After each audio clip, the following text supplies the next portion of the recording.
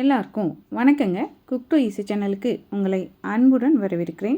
இன்றைக்கி நல்ல கமகமன்னு பூண்டு ரசம் எப்படி செய்கிறதுன்னு பார்க்க போகிறோம். ரொம்ப சுலபமாக செஞ்சிடலாம். வாங்க இந்த ரசம் எப்படி செய்கிறதுன்னு பார்க்கலாம்.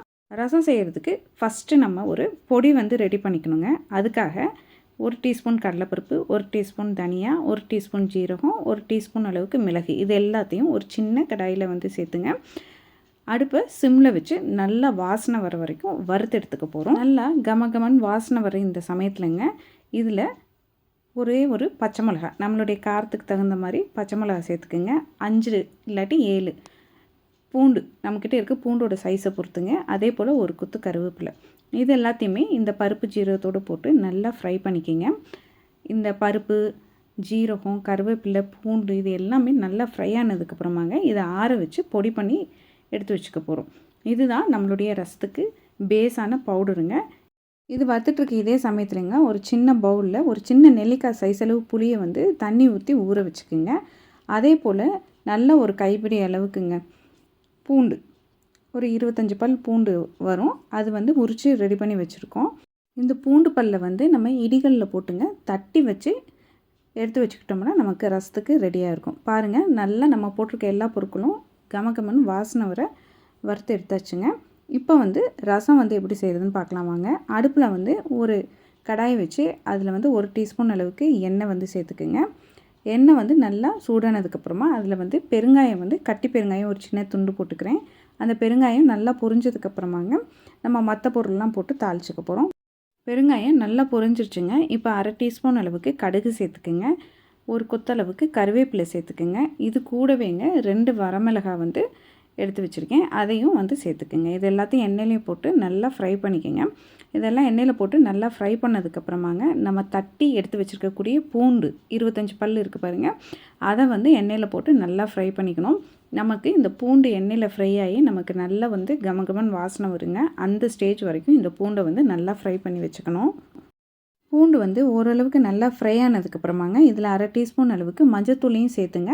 அதையும் நல்லா பூண்டோடு சேர்த்து கலந்து விட்டுருங்க. இது மாதிரி மஞ்சத்தூளும் போட்டு நல்லா ஃப்ரை பண்ணதுக்கப்புறமாங்க 2 மீடியம் சைஸ் டொமேட்டோவை சின்ன சின்னதாக நறுக்கி சேர்த்துருக்கேன். நம்ம நறுக்கியும் சேர்த்துக்கலாம், இல்லாட்டி இந்த 2 தக்காளியை நீங்கள் அரைச்சும் சேர்த்துக்கலாம். ஆனால் நறுக்கி சேர்த்துக்கிட்டிங்கன்னா அது நமக்கு ரசம் சாப்பிடும் பொழுது அங்கங்கே நமக்கு தக்காளி தட்டுப்படும். அப்போ டேஸ்ட் இன்னும் அருமையாக இருக்கும். நம்மளுடைய இந்த தக்காளியை சேர்த்ததுக்கப்புறமா தக்காளி சீக்கிரமாக வேகிறதுக்காக தேவையான அளவு உப்பு சேர்த்துட்டுங்க. நல்லா கலந்து விட்டுட்டு மூடி போட்டு அடுப்பை மீடியம் ஃப்ளேமில் வச்சுருங்க. இந்த தக்காளி நல்லா உங்களுக்கு குக்காய் வரணும். குக்காய் வந்ததுக்கப்புறமா நம்ம மற்ற பொருட்கள் எல்லாம் சேர்த்துக்கலாம். பாருங்கள், ஒரு 5 செகண்ட் போல் மூடி போட்டு வேக வச்சு எடுத்தோங்க. தக்காளி சூப்பராக மசிஞ்சு வந்துருச்சு. இப்போ இந்த ஸ்டேஜில் நம்ம வறுத்து பொடிச்சு வச்சுருக்கக்கூடிய இந்த மசாலா பொருளை சேர்த்துக்கிறோம். இதுதான் நம்மளுடைய ரசப்பொடி இல்லைங்களா, இந்த ரசப்பொடியை சேர்த்துக்கிறோம். சேர்த்து நல்லா மிக்ஸ் பண்ணி விட்டுக்கிறோம். ரசப்பொடியை சேர்த்து நல்லா மிக்ஸ் பண்ணதுக்கப்புறமாங்க நம்ம ஏற்கனவே புளியை ஊற வச்சு வச்சுருக்கோம். இதை நல்லா கரைச்சிட்டு அந்த புளித்தண்ணியை நம்ம இந்த வாணலியில் சேர்த்து நல்லா மிக்ஸ் பண்ணிக்கிறோங்க. இங்கே புளியோட புளிப்பும் நம்ம சேர்த்துருக்கக்கூடிய தக்காளியோடைய புளிப்பு இது ரெண்டையும் பார்த்து நீங்கள் தண்ணி அட்ஜஸ்ட் பண்ணிக்கலாம். நான் இங்கே கிட்டத்தட்ட 2 கப் அளவுக்கு தண்ணி யூஸ் பண்ணியிருக்கேங்க. தக்காளியுடைய புளிப்புத்தன்மையை பொறுத்து நம்ம சேர்க்கக்கூடிய தண்ணியோட அளவை கூட்டவோ குறைக்கவோ செஞ்சுக்கலாங்க. இது மாதிரி நீங்கள் புளித்தண்ணி சேர்த்ததுக்கப்புறமா உப்பு டேஸ்ட் பண்ணிவிட்டு உங்களுக்கு தேவைன்னா உப்பு சேர்த்துக்குங்க. உப்பையும் சேர்த்து நல்லா கலந்து விட்டுட்டு அடுப்பை மீடியம் ஃப்ளேமில் வச்சுருங்க. மீடியம் ஃப்ளேமில் வச்சுட்டு நீங்கள் இது சைடில் நல்லா நுரைச்சி வர்ற வரைக்கும் வெயிட் பண்ணுங்கள்.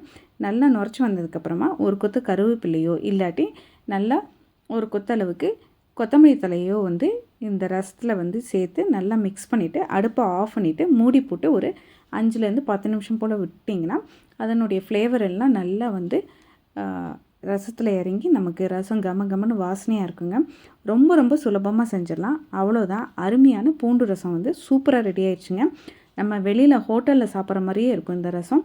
நீங்களும் இதே அளவுகளோட வீட்டில் ஒரு முறை இந்த பூண்டு ரசம் ரெசிபியை ட்ரை பண்ணி பாருங்கள், டேஸ்ட் பண்ணி பாருங்கள். கண்டிப்பாக உங்களுக்கு சுவை பிடிக்குங்க.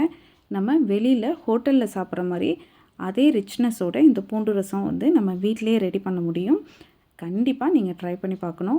உங்களுக்கு இந்த பூண்டு ரசம் ரெசிபி பிடித்திருந்தால் குக் டு ஈஸி சேனலை லைக் பண்ணுங்கள், ஷேர் பண்ணுங்கள், கமெண்ட் பண்ணுங்கள். மறக்காமல் நம்ம குக் டு ஈஸி சேனலை சப்ஸ்கிரைப் பண்ணிக்கோங்க. எல்லாருக்கும் வணக்கங்க.